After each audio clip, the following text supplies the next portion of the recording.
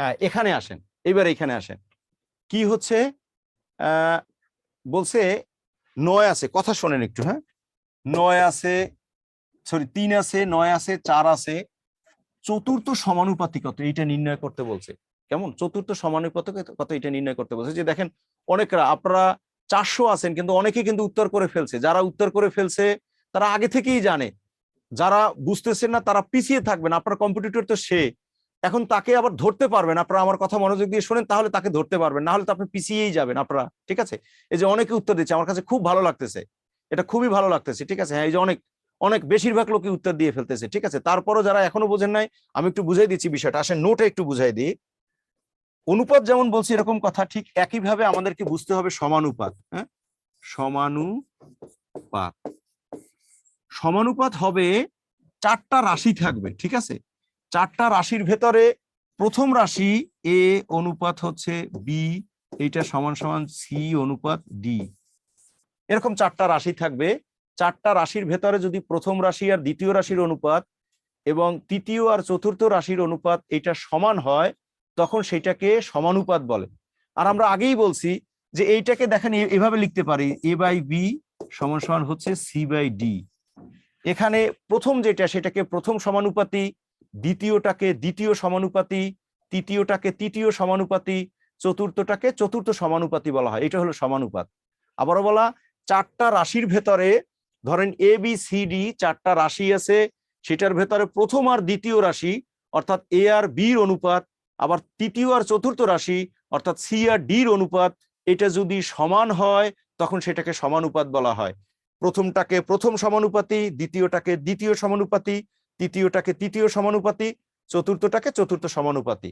আর যে বিষয়টা হলো, আমরা প্রথমেই বলছি যে এই অনুপাত যে থাকে সেটাকে এ বাই বি, তাহলে এটাকে সি বাই ডি, প্রথমটাকে উপরে আর দ্বিতীয়টাকে নিচে লেখা যায়। তাহলে এবার আসেন আমাদের প্রশ্ন যেটা ছিল, একই ঘটনা দেখেন যেখানে সমানুপাতি বলছে, তাহলে এই 3 হলো প্রথমটা, এটা দ্বিতীয়, এটা তৃতীয়, চতুর্থটা নির্ণয় করতে বলছে। তাহলে আমি কি এরকম বলতে পারি না যে 3 অনুপাত 9 সমান সমান 4 অনুপাত হচ্ছে, এটা অজানা রাশি এক্স, অজানা হলে আমরা এরকম এক্স ধরি।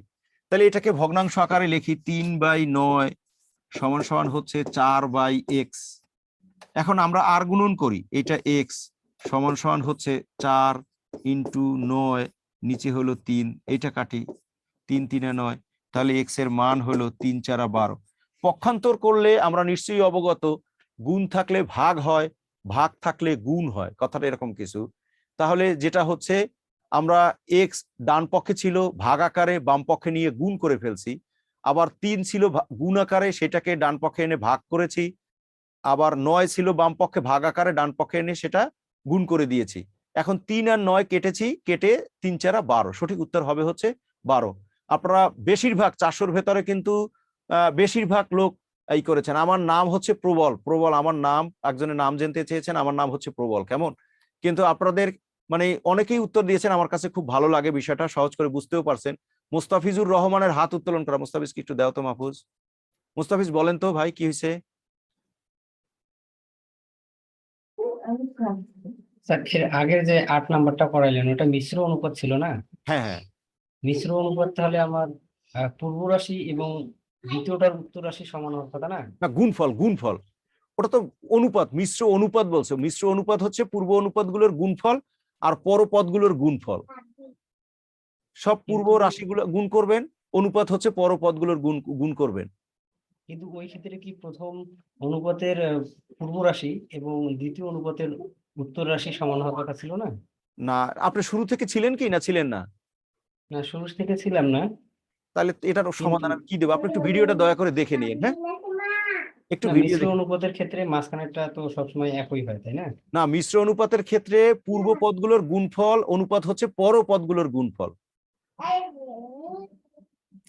বুঝাইতে কিন্তু পারছি? আমার কথা অনুযায়ী